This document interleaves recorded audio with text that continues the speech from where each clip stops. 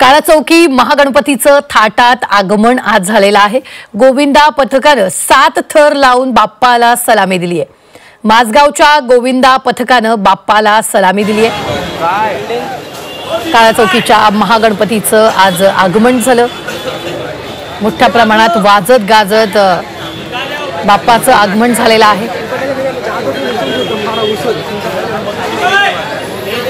गोविंदा पथकानं 7 थर लावून बाप्पाला सलामी दिली आहे।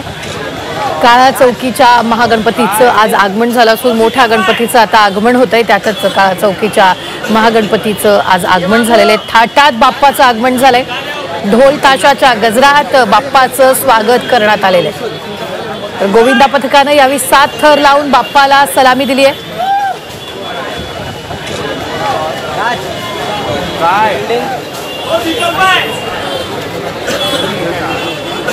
मुंबईत आज मोठ्या गणपतीचं आगमन होत आहे। आता काळाचौकीचा महाराजा गणपतीचं आगमन होत आहे। आपण या ठिकाणी बघू शकतो हा लालबाग परिसरामध्ये या गणपतीचं आगमन झालेलं आहे आणि त्याच गणपतीला सलामी देण्यासाठी याच विभागातला एक गोविंदा पथक जे आहे ते या ठिकाणी आलेलं आहे।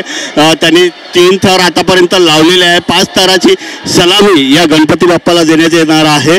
27 ऑगस्टला गणपती बाप्पाचं आगमन होत असते, परंतु तत्पूर्वी मात्र मोठे गणेश मंडळ जे आहेत ते या ठिकाणी आगमन सोहळा करत असतात आणि आपल्या गणेश मूर्ती स्थापना मंडपाकडे घेऊन जात असतात आणि त्याच अनुषंगाने आज 8 मोठे गणपती जे आहेत त्याचा आगमन सोहळा होत आहे आणि काळाचौकी या ठिकाणचा जो गणपती आहे महाराजा त्या गणपतीचे आगमन होत आहे आणि या ठिकाणी 6 थर लावून या गणपती आगमनाची सलामी देत असल्याचं या ठिकाणी पाहायला मिळते आहे। मोठ्या प्रमाणात या ठिकाणी गर्दी सुद्धा झालेली पाहायला मिळते आहे।